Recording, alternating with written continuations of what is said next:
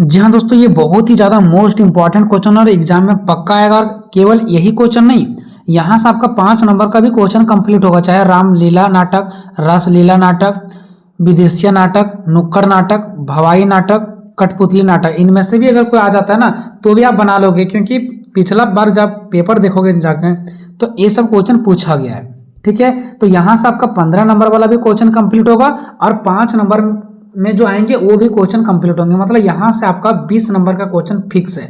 एगो 15 नंबर में आएगा और एगो 5 नंबर में आएगा। ये आपका 15 नंबर में आएगा, बाकी जो मैंने अभी आपको नीचे दिखाया वो 5-5 नंबर में आएगा आपका। ठीक है, तो ये मोस्ट इंपॉर्टेंट क्वेश्चन है और बहुत ही आसान क्वेश्चन है। ये बहुत ही आसान शब्दों में मैं आपको बता दूंगा। ठीक है, यहाँ पे क्या है कि लोक नाटकों के विविध रूपों की व्याख्या करना। जो लोक नाटक है ना, इसका अलग अलग, यानी कि समझो कि लोक नाटक के आपको प्रकार बताना है। जो लोगों का नाटक का प्रकार है ना वो बताना। लोक नाटक का मतलब क्या, जो लोगों नाटक करते हैं, जो नाटक वगैरह करके लोगों को समझाते हैं। ठीक है, वही हमारा लोक नाटक है। आप देखे होंगे अभी तो क्या होता है, सारा प्रोग्राम वगैरह स्टेज पर होता है, डीजे के साथ होता है, माइक के साथ होता है। पहले के टाइम में ढोल डफेली ले करके लोग हाथ से ही गाते थे, हाथ से ही बजाते थे। और ऐसा नहीं कि कोई भी चीज पर बजाते थे, लोगों को जागरूक करते थे। अगर साफ सफाई के बारे में नाटक करते थे तो शिक्षा के बारे में नाटक करते थे, महिलाओं के बारे में नाटक करते थे, और उस नाटक के माध्यम से लोगों को सीख मिलता था। तो वही है लोक नाटक। जो लोगों के द्वारा नाटक किया जाता था उसका अलग अलग रूप के बारे में आपको बताना है। ठीक है, तो लोक नाटक का सरल अर्थ है लोगों का नाटक। ठीक है, यह मनोरंजन का वह पारंपरिक रूप है, मतलब पुराने रूप है, जो ग्रामीण समाज यानी गांव के समाज, उसकी संस्कृति, लोक कथा, आम जनजीवन से जुड़ा होता है। मतलब ये जो लोक नाटक है ना वो हमारे ही रीति रिवाजों से जुड़े हुए होते हैं। लोक नाटक खुले गांव की गली मोहल्ले, खेतों, मैदानों या मंदिरों में खेली जाती है। ठीक है, ये जो नाटक है ना वो कोई स्टेज वगैरह पर नहीं, ये खुली खेतों में, खुले मैदानों में, खुले मंदिरों में, मंदिर में बैठ जाना और वहीं पर सारे लोग गाना शुरू कर देना, बजाना शुरू कर देना, ऐसा होता है। ठीक है, इसमें गाने, नाच, संवाद और कहानियां होती है जो धर्म, प्रेम, समाज की बुराइयों को आसान भाषा में बताती है। नाटक के द्वारा क्या होता है, अपने धर्म के बारे में, प्रेम कैसे मिल के रहना है, समाज की जो बुराई है उस सब चीज को उजागर करती है और उस नाटक के माध्यम से सबको बताने का प्रयास करते हैं। ठीक है, लोक नाटक का मुख्य विशेषता देखते हैं तो खुला मंच, इसे किसी उच्च स्टेज की जरूरत नहीं होती है। दर्शक यानी देखने वाले चारों ओर बैठ करके इसे देख सकते हैं आराम से खुले एरिया में। नेक्स्ट, मौखिक परंपरा। मौखिक परंपरा मतलब इसमें कोई भी चीज को लिख करके नहीं रखा जाता है, मुंह से ही बोल करके नाच कूद किया जाता है, उसको बोलते हैं मौखिक परंपरा। जो चीज नहीं लिखा जाता उसको बोलते हैं मौखिक। तो लोक नाटक अक्सर लिखित नहीं होती है, यह पीढ़ी दर पीढ़ी मौखिक रूप से ही आगे बढ़ती है। मतलब पुराने टाइम से जो भी नाटक अभी तक हो रहा है ना वो लिखित भाषा में नहीं बल्कि मुंह से बोल करके, गा करके ही नाटक को संपन्न किया जाता है, पूरा किया जाता है। संगीत और नृत्य की प्रधानता, मतलब नाटक में संगीत गाया जाता है, नृत्य किया जाता है, मतलब बजाया जाता है, डांस किया जाता है ना। इसमें संवादों से ज्यादा, संवाद मतलब बातचीत से ज्यादा महत्व गीतों को, ढोलक बजाने वाले को, मंजीरों को और लोक नृत्यों का होता है। ठीक है, सामाजिक जुड़ाव, इसमें सामाजिक जुड़ाव होता है। जब लोग नाटक में जाते हैं तो एक दूसरे से जुड़ते हैं, है ना। ये नाटक अक्सर रामायण, महाभारत, क्षेत्रीय नायकों की कहानियां या समाज की बुराइयों जैसे दहेज, नशाखोरी पर आधारित होता है। मतलब देखो ये समाज से जुड़ा हुआ रहता है। जैसे जो भी नाटक होता है ना वो या तो रामायण से रिलेटेड होता है, महाभारत से रिलेटेड होता है, या क्षेत्रीय नायक यानी अपने क्षेत्र में जो भी चीज घटना घटता है ना उसके बारे में उजागर करते हैं। जो भी बुराइयां हैं जैसे दहेज प्रथा, जो नशा करते हैं पुरुष लोग, वो सब चीज से आधारित नाटक किया जाता है। सीधा संवाद, इसमें कलाकार अक्सर अभिनय के बीच में ही दर्शकों से बात करने लगते हैं जिससे माहौल जीवंत हो जाता है। मतलब सीधा इसमें जो कलाकार होता है ना, मान लो कि यहाँ दर्शक लोग देख रहे हैं, ठीक है, और यहाँ कलाकार हैं, तो कलाकार सीधे दर्शकों से बात करते हैं जैसे उससे दर्शकों जीवंत हो जाता है। मतलब दर्शकों को ऐसा लगता है ना कि हम सच, जो भी कुछ हो रहा है ना वो मेरा आंखों के सामने हो रहा है, सचमुच में हो रहा है। मतलब इससे लोगों का मिलन हो जाता है। सीधा संवाद, सीधा बातचीत हो जाता है दर्शकों से। आगे देखते हैं जो लोक नाटक है ना इसके विविध रूप, यानी कि लोक नाटक का अलग अलग रूप। तो रामलीला नाटक है, रासलीला नाटक है, विदेशिया नाटक है, नुक्कड़ नाटक है, भवाई नाटक है, कठपुतली नाटक है। ये सब नाटक आपके एग्जाम में 5 नंबर में भी पूछा जा सकता है। सीधा सीधे दे देगा कठपुतली नाटक पर एक निबंध लिखें, या रासलीला नाटक क्या है इस पर संक्षिप्त टिप्पणी लिखे। ऐसे 5-5 नंबर में भी आपका मिल सकता है।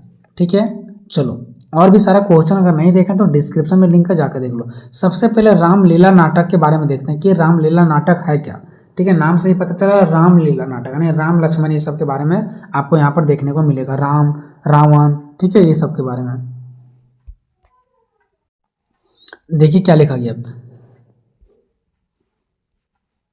रामलीला उत्तर भारत का सबसे बड़ा लोक नाटक है। उत्तर भारत में ये नाटक हमेशा खेला जाता है। ये रामायण हो गया, रामायण की पूरी कहानी पर आधारित है। राम का जन्म, सीता का स्वयंवर, वनवास, लंका युद्ध, रावण का वध हर साल दशहरे के 9-10 दिनों में गांवों दशहरे में खेली जाती है। पुरुष ही सभी किरदार निभाते हैं, मतलब इसमें नाटक में जितने भी काम होता है ना वो पुरुष के द्वारा ही किया जाता है। जैसे बच्चे राम लक्ष्मण बनते हैं, बूढ़े वानर मंच पर भजन गाते हुए जलते फिरते अभियान करते हैं। आखिर में रावण के विशालकाय जो होते हैं ना, विशालकाय यानी उसके जो पुतले होते हैं उसको आग लगाकर पटाखे फोड़कर जला दिया जाता है। और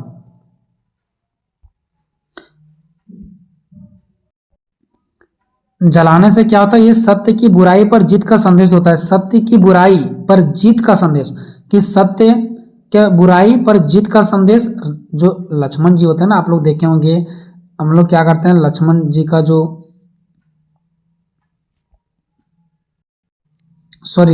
रावण का क्या करते हैं, बहुत ही बड़ा इसका कठपुतली बना लेते हैं हम लोग। ठीक है, इसको बहुत बड़ा पुतला बना करके इसमें पटाखा वगैरह से हम लोग क्या करते हैं, जला देते हैं। इससे क्या होता है, सत्य की बुराई पर जीत का संदेश लोगों को मिलता है। लोग रात भर क्या करते हैं, जागकर देखते हैं, मिठाई बांटते हैं, और अयोध्या, वाराणसी जैसे जगहों पर लाखों लोगों क्या करते हैं, आते हैं इस चीज को देखने के लिए। मतलब कुल मिलाकर के रावण को जलाया जाता है जिससे सत्य का प्रतीक लोगों के सामने आ सके।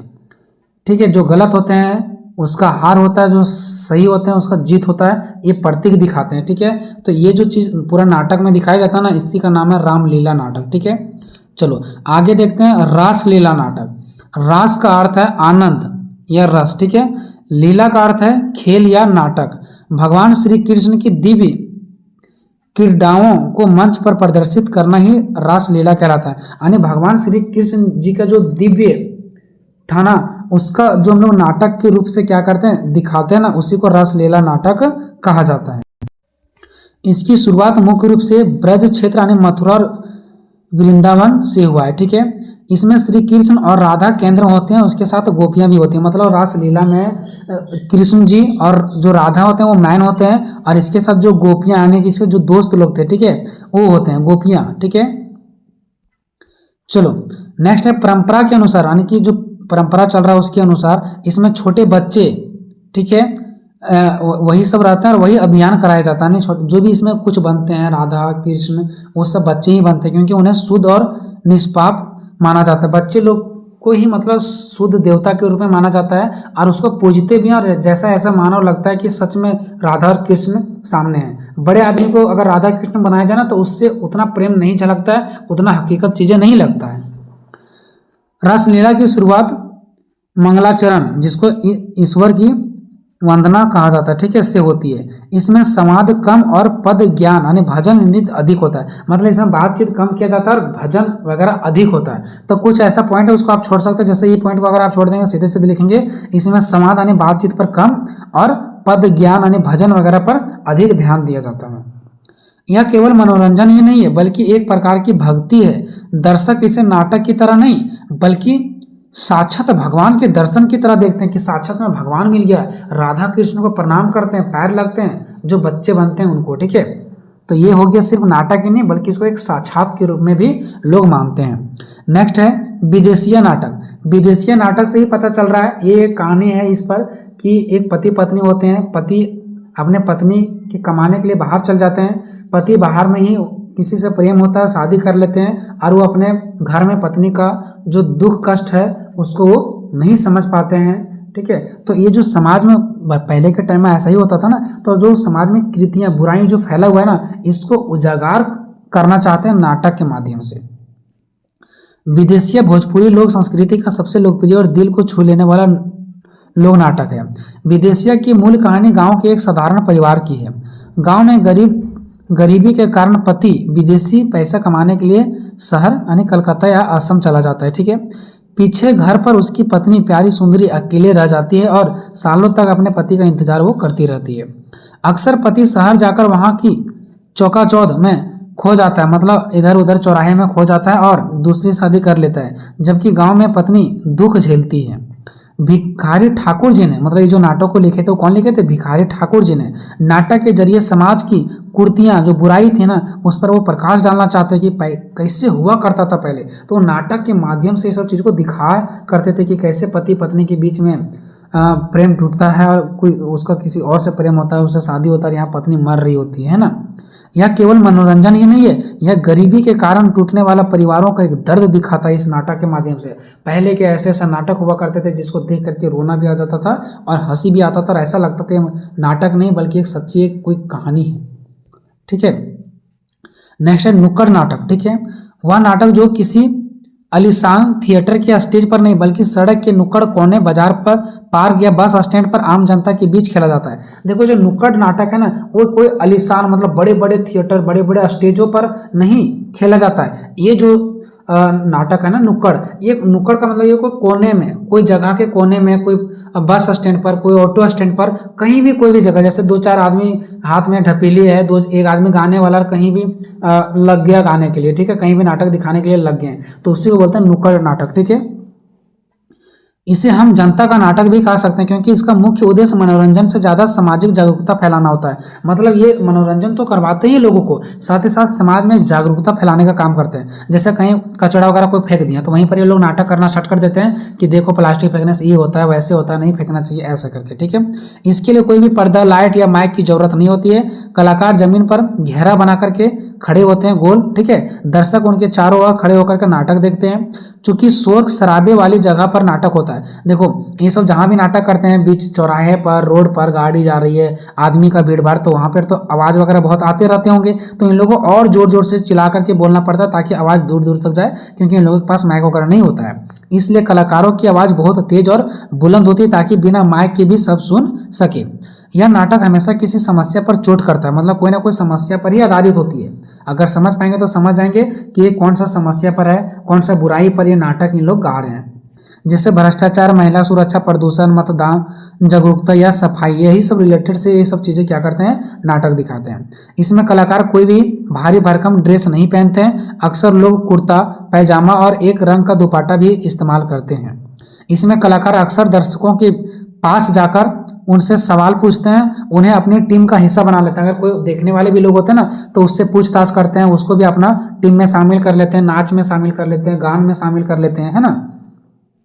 नेक्स्ट है भवाई नाटक। यह बहुत ही तेज गति वाला नाटक है। इसमें कलाकार बिजली की कुर्ती से अभिनय और नृत्य करते हैं। जैसे कहीं देखेंगे ट्यूबलाइट को फोड़ देते हैं तो चाकू को अपने हाथ पे रख देते हैं, मतलब डेंजरस, इसलिए इसको भवाई नाटक कहा जाता है। यानी कि कलाकार बिजली की फुर्ती से, यानी बिजली के जैसा फुर्ती से ये लोग क्या करते हैं, जैसा लगता है हम लोग अब गला कट गया, लेकिन कटता नहीं है। तो ये सब जो नाटक दिखाया जाता है ना उसको बताया जाता है भवाई नाटक। सिर पर 7 से 9 पीतल के घड़े यानी कि मटके रख करके नाचते हैं ये लोग, तो ये कहीं ना कहीं रिक्सी है। नग्न तलवार, मतलब तलवार की नग्न तलवार, मतलब तलवार पैक नहीं होता, तलवार खुला रहता है और उसका धार बहुत ही, मतलब धार जो होता है बहुत ही मजबूत होता है। कांच के टुकड़ों पर रख करके नाचते हैं। मुंह से जमीन पर पड़ा जो रुमाल होता है उसको उठाते हैं। तो ये बहुत डेंजरस नाटक होते हैं। ठीक है, इसकी कहानियां अक्सर सामाजिक कुरीतियां, जो समाज में बुराई हैं जैसे जातिवाद, महिला अधिकार, ये सब पर ही आधारित होते हैं। नेक्स्ट और लास्ट है कठपुतली नाटक। कठपुतली नाटक जो है दोस्तों वो दुनिया के सबसे पुराने और लोकप्रिय मनोरंजन के साधनों में से एक है। आसान भाषा में कहें तो यह लकड़ी या कपड़े से बनी गुड़ियों के माध्यम से कहानी सुनाने की कला है। आप लोग देखते होंगे कि बहुत सारा यहाँ पर गुड़ी यानी कि लड़कियों का मूर्ति बना दिया जाता है और सुत्ता ने रस्सी से इसका हाथ पैर मुंह कान बांध दिया जाता है और हाथ से ही इसको नचा दिया जाता है। ये जो फिगर बना रहता है ना उसको हाथ से ही नचाया जाता है। ठीक है, जिसमें ये कलाकार जिसे कठपुतलियों के संचालक कहते हैं, जो कठपुतलियों को नचाने का काम करते हैं, जो पर्दे के पीछे से धागों या इशारों से इन गुड़ियों को नचाते हैं। अब निष्कर्ष देखते हैं। ये नाटक पीढ़ियों से चले आ रहे हैं, जो एकता, भक्ति और जागरूकता फैलाते हैं। ठीक है, आज भी ये जीवंत होकर नई पीढ़ी को अपनी जड़ों से जोड़ते हैं। आज भी मतलब ये नाटक जीवित है, जो लोगों को दिखाने का काम करते हैं, लोगों को जगाने का काम करते हैं, और इन्हें बचाना बहुत जरूरी है, ताकि हमारा संस्कृति, हमारा रीति रिवाज अमर रहे और आने वाला पीढ़ी भी उस चीज को जान सके। आजकल नाटक कहाँ चलता है, नाटक लुप्त होते जा रहा है, खत्म होते जा रहा है, लेकिन ऐसा नहीं होना चाहिए। आज भी नाटक को जीवित रखना चाहिए, ताकि भविष्य में हम अपने रीति रिवाज से परिचित हो सकें। ठीक है दोस्तों, तो थोड़ा सा जल्दी में बनाए। वीडियो कैसा लगा कमेंट में जरूर बताइएगा। मिलेंगे नेक्स्ट वीडियो में, तब तक जय हिंद, जय भारत।